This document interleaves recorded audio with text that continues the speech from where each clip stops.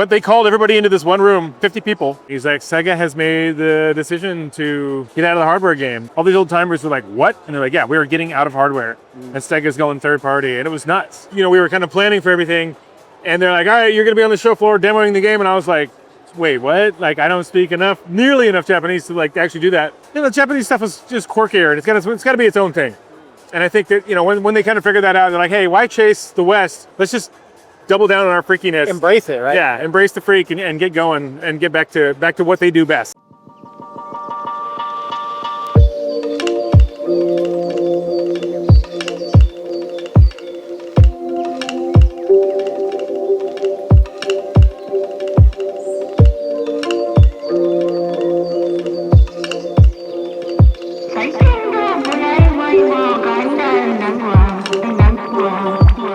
Hey PC gamers, I'm Wes. I'm here on the show floor of TGS with my friend Jake Kazdal from 17-Bit.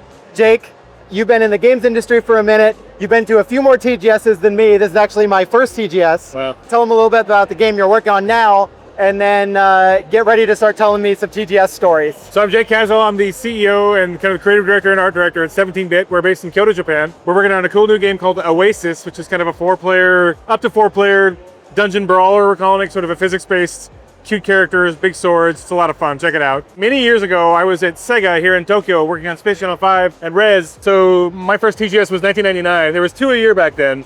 And so I came to quite a few back in the day. And so we're going to talk today a little bit about some of the differences between now and then and how it's kind of bumping back and coming back to where it used to be, I think.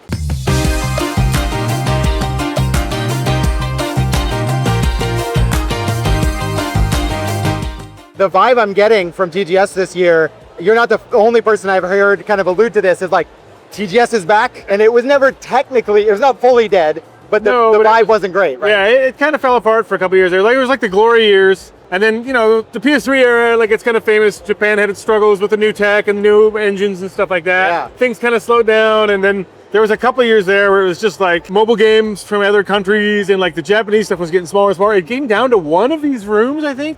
Wow, one hall. Yeah, it really condensed down to like a really kind of like a shadow of its former self. But in these last couple of years, you know, I come every year and it's like, oh, it's getting a little bit bigger. It's kind of got a bit of its pop and its step back. And this year, it's got the energy of the old TGS again. And I'm thrilled. I mean, I'm so happy to see it come back. This year, it's 8 halls, Yeah. which is a really, really, really long convention center room. And then there's a whole nother building that has a whole nother show floor with like some hardware companies, and there's a whole like ton of indie kind of games. row. Yeah. Indie games was new. That was only a couple of years ago. The indie games even started being a thing here. And now they have a whole dedicated section over by the merch stuff. There's all the merchandise stuff, all the cool Sega stuff. I got all kinds of stuff I bought. New socks and everything. Everybody goes to the merch area, and so the indie booth is actually a big deal now. And there's like a lot of indie devs showing off all kinds of stuff. People from all over the world are coming to TGS now, and it really has become a much more international show than it used to be. But Yeah. also, it's got great energy. I'm really stoked to be here. Well, we love to see it. Let's walk around some and tell some stories from the old days. Cool.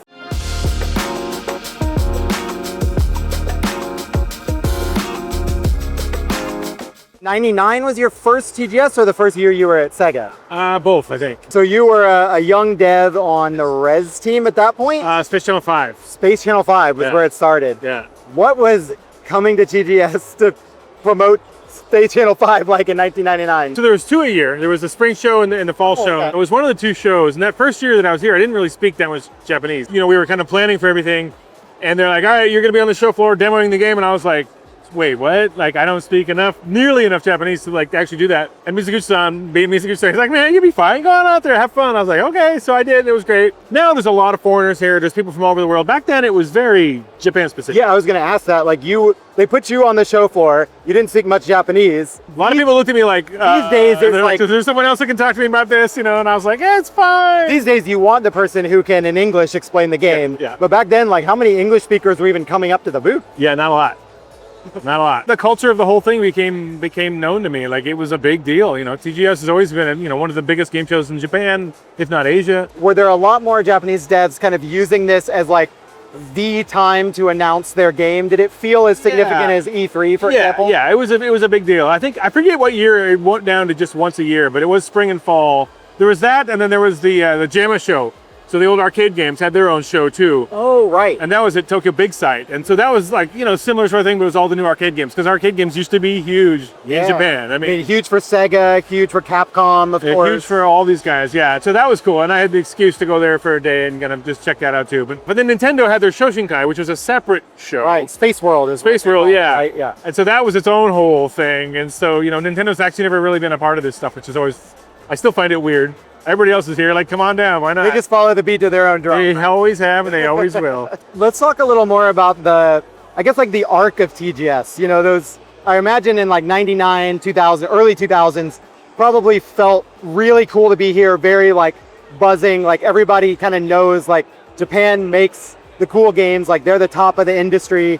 And that kind of was just only starting to change around like 2005 when the Xbox 360 came in and the focus started to shift towards more Western-made games with felt like. I got quoted in the Xbox reveal. Actually, I played Halo on the show floor here at TGS for the first time. Okay, so like 2000 or 2001? Yeah, maybe 2001. Mm-hmm. And I hadn't had any interest in it, and I played Halo, and I was like, wait a minute. Like, this is kind of heavy and gritty and like juicy. I'm into this. But then I got interviewed right after the first kind of reveal here in Japan. And I was like, this thing won't sell in Japan. It's too big. It's like this huge thing. Is this an English interview or a Japanese? It was in English, yeah. Okay. I didn't think it was going to sell in Japan. I was just like, the controller was so big, the machine itself was so big, and it had such a basis on Western games. And I was just like, they need more Japanese content. And there was a really exciting age in there where there was some cool Japanese content, like Adventure Dragon Orta, Blue Dragon. There was like some real hype, but some real energy going around. Getting the Japanese Xbox was really going after these exclusives, knowing they had to have big name Japanese stuff to make a dent here. But so there was a really great window in there of that stuff. It didn't really take. That kind of stuff kind of faded away. And then sort of, we moved into the PS3 years, and the Japanese, in a lot of people's opinion, kind of were struggling with some of the newer engines, some of the newer tech. And there was kind of a lull there. And then TGS kind of started to kind of lull a bit, and it was getting smaller. There was an era, like we were talking about earlier, the smaller kind of Chinese mobile games and like overseas games kind of were taking more and more of a limelight, and people were really worried about the state of the Japanese games industry. But it's been rebuilding itself, and it's kind of been coming back pretty strongly. I think a lot of gamers who follow kind of the history of the industry, they'll kind of know the general arc you were talking about Japanese developers like struggling with the HD era, right? That transitional period. What was that like kind of on the inside of the Japanese dev studios? From my own personal sort of experience, seeing a lot of these teams rebuilding their engine from scratch for every game. Those games is pretty similar. Shouldn't we like save a whole chunk of time? And like they wanted everything to be crafted for that game. Very specific, singular, Yeah. And so, I think that the idea of the big engine that can kind of do everything, but it isn't really a specialist at anything, was just a really big change. All the documentation was in English for these things back then. That's huge. So, that was, I remember being a part of that and listening to these people complain that like, they could translate it, they speak some English and everything, but it's just not quite the same. And translation tools were way worse back then.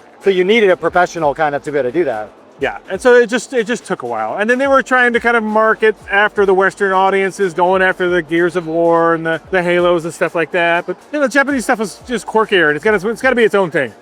And I think that, when they kind of figured that out, they're like, hey, why chase the West? We should just do our own thing. And the whole world loves Japanese games. Let's just double down on our freakiness. Embrace it, right? Yeah, embrace the freak and get going and get back to what they do best. Were you still at Sega when they switched from first party, having the Dreamcast, and then they decided to go third party, and they actually supported the Xbox quite heavily those first couple years? No, I was at the meeting, but they called everybody into this one room, 50 people, the whole studio. Wow. Mizuguchi-san was normally very jovial, very happy, got up in front of everybody when he was like ashen, and I was like, wow, what is going on here? And he's like, Sega has made the decision to get out of the hardware game. The PS2 was coming on strong, and everyone was freaking out about it, and it was very different strengths than the Dreamcast. And I remember looking around, it was like a tomb. Like people just were like, all these old timers were like, what? And they're like, yeah, we were getting out of hardware, and Sega's going third party, and it was nuts. And actually Rez, the game that I was working on at that time, became the very first PlayStation 2 game. In hindsight, did it feel like that shift for Sega,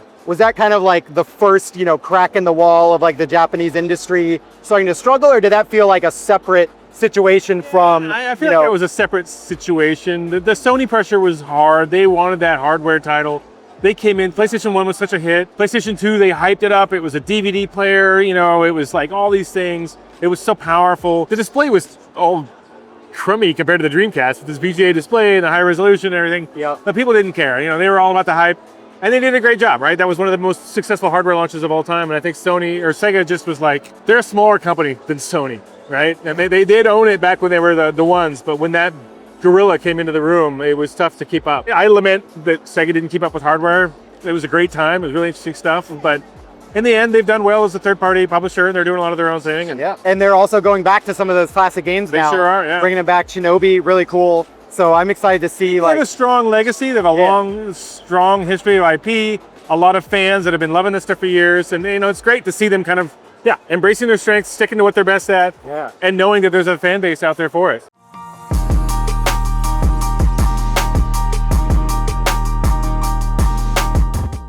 It's like 11 years since we first met, because my first trip to Japan, I just like messaged you out of the blue. I was coming to Kyoto. I wanted to write a feature on like, what's it like to be an indie dev in Kyoto? In hindsight now, because I remember kind of what it was like being an indie dev then, but you've been here now 11 years doing the indie thing. What did it feel like coming to Japan to become an indie dev, have a small studio in 2014? And like, where do you feel like the Japanese, dev scene is now, a decade later? So at that time, the indie stuff was kind of blowing up. We had the XBLA era of stuff in the West, and the PS3 Pixel Junk stuff, and like all the PSN store. That era of stuff was really exciting and inspiring, and I was kind of expecting it to be the same here. And then I got here, and like there's a couple of Western-led studios here, but the broader scene was kind of yet to really embrace the indie stuff. And then we saw sort of a generation of a lot of the big studio heads, the Inafunes and the Igas and these guys that have been these figurehead franchise holders for these mother companies for years, rolling off and doing their own thing. And now, it's becoming more and more normal to see these smaller studios run by these old veterans, these legacy veterans. That's all kind of rolling on now. And the indie stuff is finally coming on. Like I said, just a couple years ago, there was no indie presence at all at TGS. And then they had like a little booth the first year with like 6 games or something. And then every year it's gotten bigger and bigger. And now it's like a huge section of the...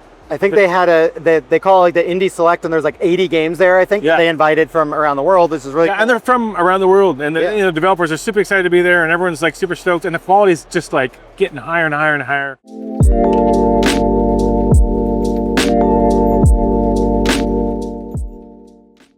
It's probably too hard to like narrow down to any one thing, but what do you feel like have been the components of like the Japanese industry and kind of TGS like getting its mojo back? To be fair, when I walked in here, the first stage show I saw was all in Korean. The second stage show I saw was all in Chinese, and I was like, okay, this is new. So there's a lot more international presence here, like on the show floor with these big mega booths of these other Asian mega companies. So you're seeing a lot of stuff that is not Japanese here, like way more than ever before at the AAA level. The Tokyo Game Show isn't just about the Japanese games industry anymore, and I think that's one of the biggest shifts that I've seen in all my time here. It's been pretty freaking busy the 2 days I've been here, and we're here on the business days. Business days. There's no just normal populace here. Saturday, Sunday, it's gonna be a whole nother It's gonna be a circus. I'm getting out of here tonight and I'm not coming back. But I think for me, actually, maybe the most exciting thing to see here is Konami's booth, because that feels like a great like capstone to the story we're talking about, where there was a good chunk of 5 years where Konami was making like their football games, they were making pachinko machines, they were not on the TGS show floor with Silent Hill or Castlevania or anything. And now like they have a big booth, they have classic Konami games here, they have Silent Hill F, which just came out.